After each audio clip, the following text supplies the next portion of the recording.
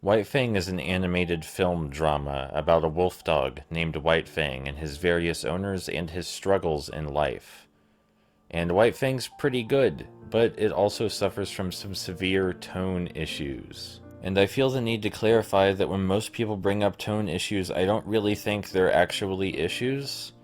It really depends on the setting the world is going for.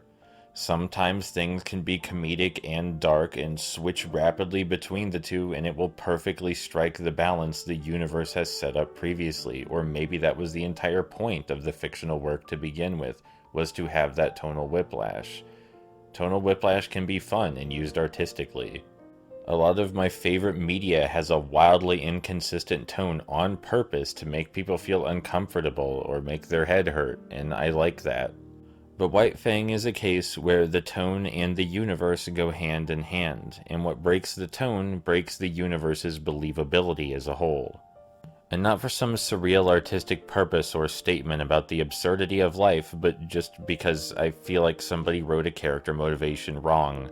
And we're going to talk about that. We're going to talk about White Fang. And why it has the kind of tonal whiplash I think probably makes a film a lot worse. And one last quick disclaimer, this film is based on a book. I don't know nothing about the book. If this happens in the book too, then the criticisms are also levied at the book. But books are long, and they're not 90 minutes runtime, so the book's probably very different. Alright, let's get this started.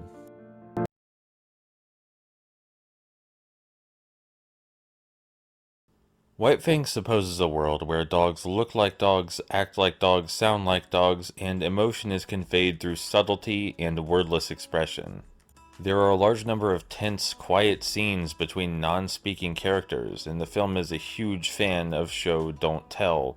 Facial expressions, the natural context of events, and the orchestra do a perfect job of conveying the emotions of the characters with very little spoken dialogue, and characters rarely just outright say how they're feeling.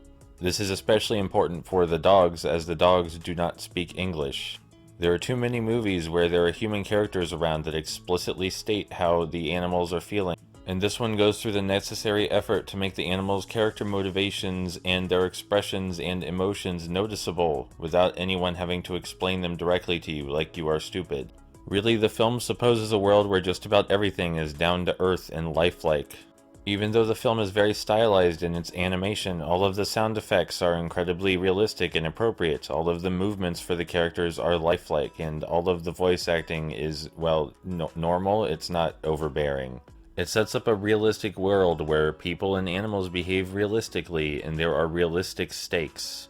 There's a completely tangible sense of threat when there's a threat on screen because you recognize that this world is pretty much exactly like yours, even if it's visually stylized. Complex character moments hit just as hard without much dialogue because you understand the context of the characters through a real-world lens. Even when there's a need to explicitly explain a threat or exposit something about a character's development, it's generally done in a believable fashion. The only downside to this is that all of the characters are a bit too human and down-to-earth and believable to read much into besides White Fang. And this isn't because characters that are realistically written are worse or harder to read into, it's just because they don't get nearly enough screen time. With a cartoonish person, you only need a small amount of screen time to start analyzing them. With a realistic person, you need to spend some time with them. Most of the spoken dialogue in the film comes from White Fang's owners, and you understand what they're doing and why at any given moment, but the rest is kind of a mystery. I understand who Grey Beaver is, what role he serves socially, and what he cares about in the immediacy, but what is he like? What are his more nuanced beliefs, and would he like to talk to me about Big Top Burger? These are things I will never know. That said, the small character moments and atmosphere are more than enough for the tone and kind of story that they're going for.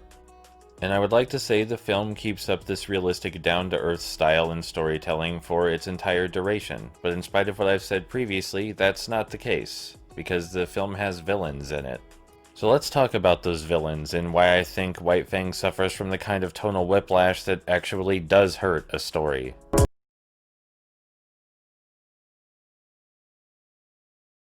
Everyone say hello to Beauty Smith, the film's dedicated fucking supervillain. There are plenty of natural antagonistic forces in White Fang's universe. Beauty Smith is not one of them. Beauty Smith exists to be an over-the-top, ridiculous villain whose only motivations make little to no sense in universe, or if you consider him a realistic person. As far as you can glean from watching the film, Beauty Smith lives for fucking dogfighting, and it probably has something to do with money. The film really wants you to think it has something to do with money, but none of the decisions he makes really fucking add up. You see, Beauty Smith first comes across White Fang while White Fang is under the ownership of Grey Beaver, and Beauty Smith witnesses White Fang win a brief off-screen battle with another dog in just a couple seconds. And like, so what? But this apparently is the fucking holy grail to Beauty Smith. He sees White Fang attack some guy's pet, and then the pet goes down, and that's it. That's apparently all Beauty Smith needs to be obsessed with fucking White Fang for the entire duration of the movie. Grey Beaver turns down Beauty Smith's offer to buy White Fang for $500 fucking dollars, which is a lot of money, and instead of getting over it, Beauty Smith decides to go through a complicated plan to steal White Fang. When it works and he gets White Fang, he doesn't even know how to make White Fang fucking obey him, has absolutely no idea what he's doing. He has to have his friend beat White Fang with a cane and instill a primal fear of canes in White Fang. This is the only reason that White Fang obeys Beauty Smith, and it was not even Beauty Smith's idea. Later, Beauty Smith loses White Fang during a raid by the police on the illegal dogfighting bullshit. You figure this would be it, and Beauty Smith would give up. After all, White Fang was looking pretty badly damaged from all the dogfighting, and the police showed up to shut him down.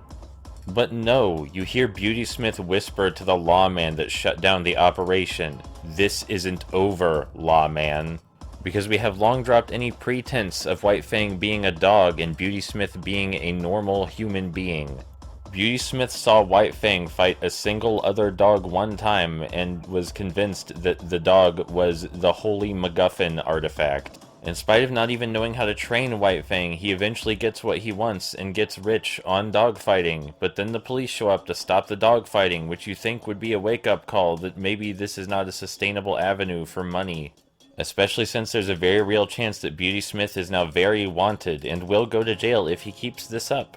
He got to keep his money, he used his magical MacGuffin dog until it broke. It's time for him to call it in if they want him to be anything like a human being and make the story make sense. But no, instead, Beauty Smith goes so far off the fucking deep end, it's unbelievable. Beauty Smith hires a goddamn wanted murderer to take care of the marshal who broke up the dogfighting and took White Fang away. Beauty Smith, who got exactly what he wanted and made it rich using White Fang and got to keep all the money even after the police raid, decided to hire a wanted murderer as vengeance to kill a policeman.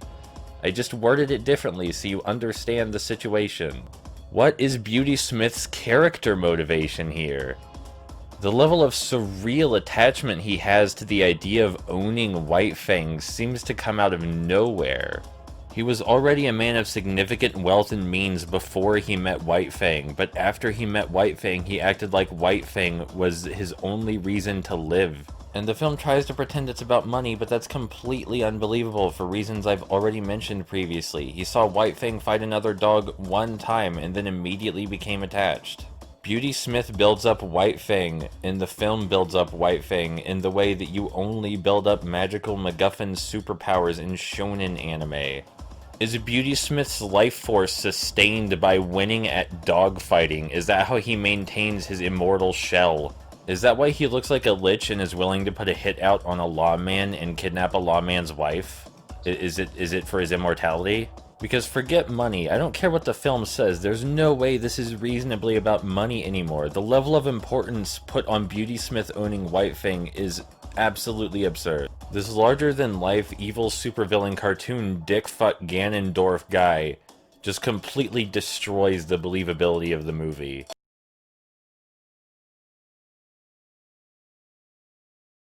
My obvious excitement aside, it's not like the whole movie is terrible, and it's not like Beauty Smith would even be a bad villain in another fictional work.